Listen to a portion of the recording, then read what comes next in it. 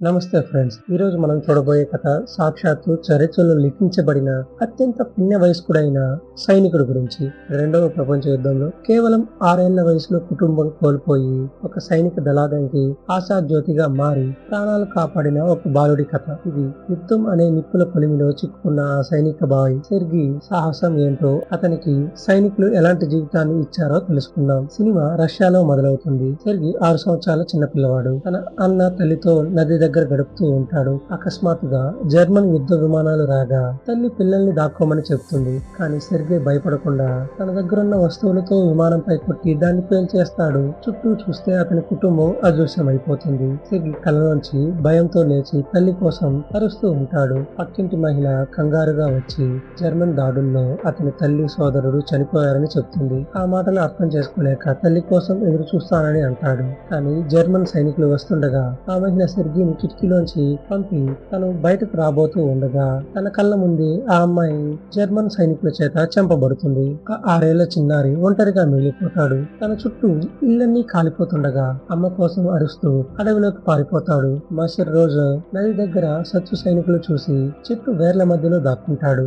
అక్కడ పాము వచ్చినా కదలకుండా ఉంటాడు. పాము అంటే సైనికులకేనే ఎక్కువ భయం. వారు వెళ్లిపోయాక వారు మిగిలిన ఆహారాన్ని తింటాడు. 2 రోజులుగా తిండి లేక అలసిపోయి దొరికిన బెర్రీలు తింటూ ఉండగా వెనుక పేలుడు జరగడంతో భయంతో తూలి చివరికి స్పృహ కోల్పోతాడు. అతను నిద్రపోతుండగా 2 సైనికులు దగ్గరకు వస్తారు. తర్వాత రష్యా ఆర్మీ బేస్ లో కమాండర్ దగ్గరకు ఆ బాలుని తీసుకుని వస్తారు. సైనికులు తాము స్నేహితులమని చెప్పగానే ఆ చిన్నారి తాను పరిచయం చేసుకుంటాడు. కమాండర్ కు షేక్ హ్యాండ్ ఇచ్చి కమాండర్ ను కూడా తమని తాము పరిచయం చేసుకోండి అని చెప్పగానే సైనికులందరూ నవ్వుతారు. సైనికులందరూ ఆ బాలుడి పట్ల చాలా ప్రేమగా ఉంటారు. అతనికి నీళ్లు, ఆహారం ఇస్తారు. కఠినంగా ఉండే కమాండర్ కూడా తన పట్ల జాగ్రత్త తీసుకుంటూ ఉంటాడు.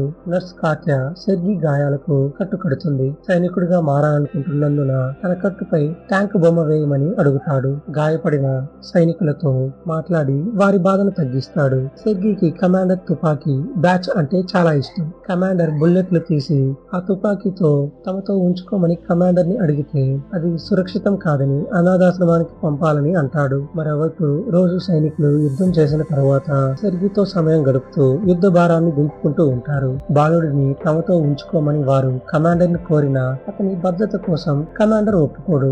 మరుసటి రోజు శత్రువుల దాడిలో చాలా మంది గాయపడతారు. సెర్గీని అనాథాశ్రమానికి తీసుకెళ్లడానికి ఒక వాహనం వస్తుంది. కమాండర్ ఆ విషయం చెప్పి బహుమతిగా చెక్క తుపాకీ ఇస్తాడు. సెర్గీ కమాండర్ ని కౌగిలించుకుని అతని భద్రత గురించి తనకు భయంగా ఉందని చెబుతాడు. ఆ మాటలకు కమాండర్ మనసు మారి సెర్గీని తన కొడుకుగా సైనికులతో ఉండమని అడుగుతాడు. సెర్గీ కొత్త దుస్తులు వేసుకుని తిరుగుతుండగా జర్మన్లు వైమానికి దాడి చేస్తారు. సెర్గీ దాహం వేసిన సైనికులకు నీళ్లు అందిస్తాడు. అలానే ఒక సైనికుడు కంటికి కట్టు ఉండడం వల్ల చదవలేక ఉత్తరం చదవమని అడుగుతాడు. అప్పటికి సెర్గీ చదవడం రాకపోయినా ఆ ఉత్తరంలో రాసిన విషయాలను తానే కల్పించి చెప్తాడు. అందరికీ ఉత్తరాలు అలాగే చదివి వారికి ఉత్సాహాన్ని అందిస్తాడు. కాత్యా, కమాండర్ ఇద్దరు మాట్లాడుకుంటే వారికి ఒకరిపై ఒకరు ఇష్టం ఉన్నా వారు యుద్ధం కారణంగా ఒకరితో ఒకరు అది చెప్పుకోలేకపోతున్నారని తెలుస్తుంది. తర్వాత సెర్గీ చనిపోయిన సైనికుల టోపీ తీసి గౌరవం ఇవ్వడం నేర్పుతాడు. మరుసటి రోజు లెటర్స్ పంచే బాధ్యత తీసుకుని